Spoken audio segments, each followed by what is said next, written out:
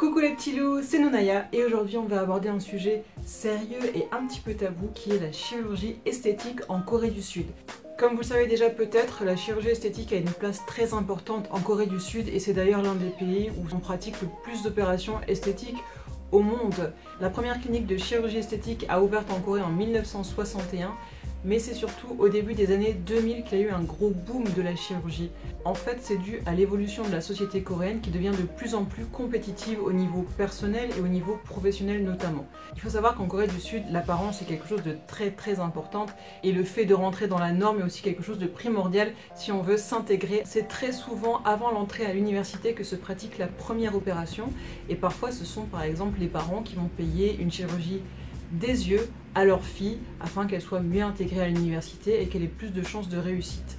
Les opérations peuvent aussi intervenir justement après la vie universitaire, c'est-à-dire au moment de la recherche d'un premier emploi, puisque l'apparence joue aussi un rôle au niveau des critères de sélection. D'ailleurs, une petite parenthèse, quand vous faites une photo pour votre CV en Corée, on va vous retoucher la photo. Vous allez chez un photographe professionnel, donc il vous fait une photo portrait, et là on va carrément faire des retouches sur votre visage. Donc on va vous éclaircir la peau, on va vous agrandir les yeux, on va vous faire un menton un petit peu plus en V, etc.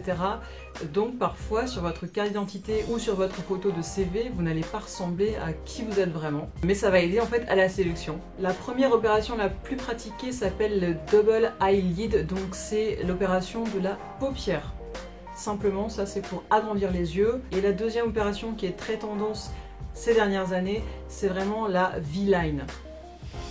Donc en fait, c'est une opération de la mâchoire pour redessiner le menton et aussi pour raccourcir le visage. Donc là, je vous montre quelques petits exemples de chirurgie avant-après, sachant que j'ai pas été prendre des cas vraiment extrêmes parce que bien entendu, si vous avez une déformation du visage, moi j'appelle ça de la chirurgie reconstructrice et ce n'est pas la chirurgie esthétique. Au niveau des images là que je suis en train de vous montrer, simplement, je trouve que certaines personnes n'auraient pas eu besoin forcément de faire de la chirurgie. Après ça c'est quelque chose de complètement personnel. Mais en tous les cas on peut voir qu'il y a une tendance et qu'il y a quand même une beauté type qui est toujours reprise au niveau des opérations. Dans l'après clairement on retrouve des traits du visage qu'on retrouve un peu chez toutes les personnes qui ont fait des chirurgies esthétiques en Corée.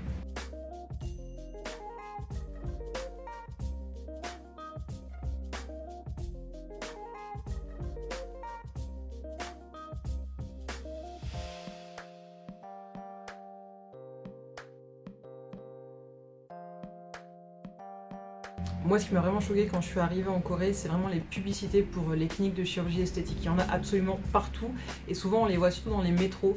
Et il y a des stations où il y en a plus que d'autres. Par exemple, si vous allez à Apgujeong, à Gangnam. Gangnam, c'est le quartier un peu chic de Séoul et vous avez 70% des cliniques de chirurgie qui se situent dans ce quartier-là. Et ce qui est vraiment fou, c'est que parfois on a des publicités de chirurgie déjà qui sont à la vue de tous, donc dites-vous bien que psychologiquement, les Coréens, dès leur plus jeune âge, dès qu'ils sont en âge de lire tout simplement, même les enfants, ils ont accès à ce genre de publicité. Donc vous imaginez que ça a forcément un impact psychologique pour leur vie future, c'est évident.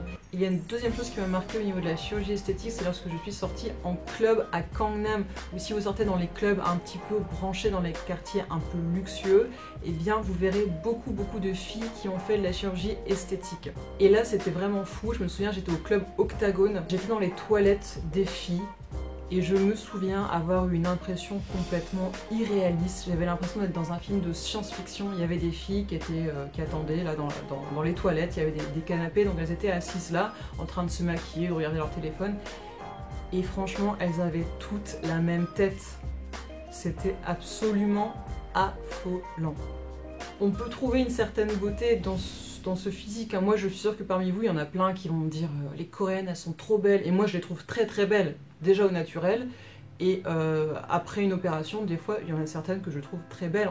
Effectivement elles ressemblent à des poupées, mais il y a un côté très étrange en fait par là, parce que ça lisse tellement le visage, ça donne un visage tellement parfait que finalement le côté humain s'efface. Alors ça c'était un petit peu le contexte général de la chirurgie en Corée du Sud, et j'aimerais parler maintenant de mon expérience personnelle vis-à-vis de la chirurgie esthétique, parce que je pense que c'est important aussi de partager mon ressenti, puisque si vous allez en Corée, vous risquez éventuellement de ressentir aussi un petit peu les mêmes choses que moi, ou pas. Mais voilà, quand je suis arrivée en Corée, j'étais plutôt bien dans ma peau. Alors j'ai jamais eu l'impression d'être une bombe non plus, mais je vivais relativement bien avec mon physique. J'avais pas trop de complexes, en tout cas ces complexes étaient assez discrets. Et lorsque je suis arrivée en Corée, très rapidement je me suis mise à voir des choses chez moi que je n'avais jamais vues avant. J'ai commencé à faire attention à des détails de mon physique, de mon visage, auxquels je ne prêtais pas du tout attention avant, et sur lesquels on m'avait finalement jamais jugé, jamais fait de remarques, donc pour moi tout allait bien dans le meilleur des mondes. Et c'est vraiment quelque chose de très vicieux parce que c'est pas forcément des gens qui vont venir vous dire des choses, mais c'est simplement que vous allez petit à petit commencer à vous comparer à la norme et à vous comparer aussi à un idéal qu'on vous renvoie sans arrêt. Quand on est en France, on a les magazines, on a la télé, on a les stars, etc. Donc on a aussi, ça nous renvoie une image de, entre guillemets, la beauté parfaite, la femme parfaite. En Corée, la beauté, elle est encore plus mise en avant et surtout, on n'est pas du tout encouragé à s'affirmer en tant que soi. En France, il y a quand même différentes sortes de beauté. Il y a la blonde, blanche, fine, et puis il y a la brune, pulpeuse, bronzée. Voilà, il y a vraiment de tout. Mais c'est vrai qu'en Corée, il y a une seule beauté unique.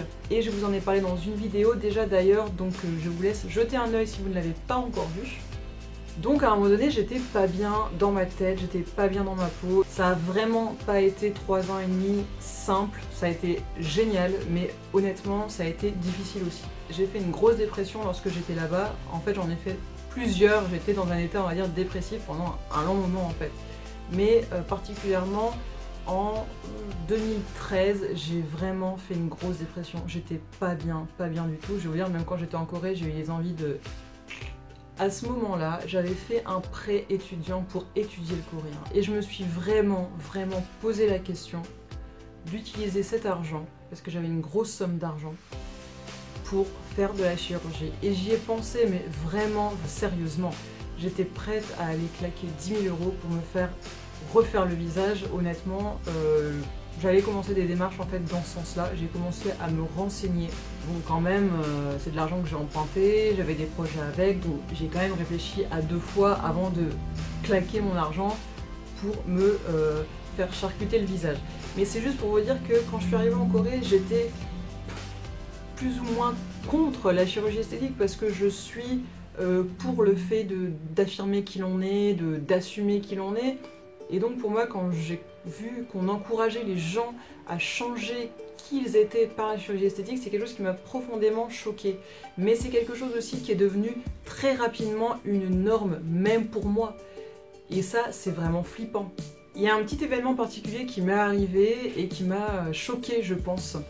J'avais accompagné une copine à une séance photo pour une marque coréenne et on m'avait demandé de faire aussi des photos puisque j'étais là et que les vêtements étaient à ma taille. Et donc on a fait cette séance photo et quelques semaines après, les photos sont sorties et il m'avait complètement retouché le visage, mais d'une façon vraiment extrême quoi. Et je vous montre un petit peu à quoi ça ressemble. Vous voyez ma tête maintenant, vous voyez très bien que ces photos-là n'ont rien à voir avec mon visage. Alors encore qu'on m'aurait modifié un tout petit peu le visage, bon on enlève les cernes, on rajoute un petit peu de joues à la limite, ok, mais là ils m'ont complètement défiguré quoi. Alors après que vous aimiez pas, peu importe, c'est juste que la personne sur ces photos-là, ce n'est plus moi. Et c'est la première fois qu'on faisait un truc pareil, et ça m'a vraiment marqué et choqué. Ça m'a fait un truc au cœur en fait. Et en plus, ça veut dire qu'indirectement, je me suis sentie jugée sur mon physique. Ça veut dire que mon physique n'était pas assez bien pour être publié sur un site qui présente des vêtements. Donc voilà, ça va assez loin en fait. Alors finalement, je n'ai pas été très loin au niveau de la chirurgie esthétique, mais j'ai tout de même eu quelques petites interventions.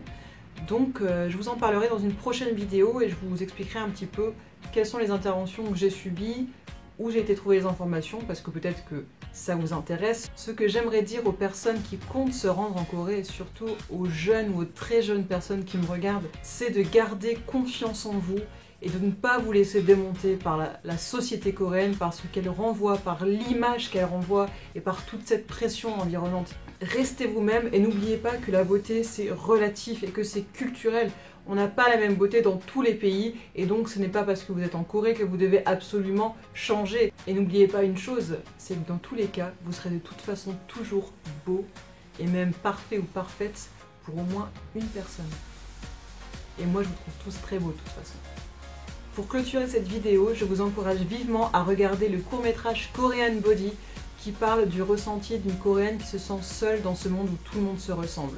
Si vous avez aimé cette vidéo et que vous avez appris des choses intéressantes, je vous invite à laisser un pouce dans les airs, suivez-moi sur tous les réseaux sociaux et abonnez-vous à ma chaîne si ce n'est pas encore fait pour ne rater aucune vidéo.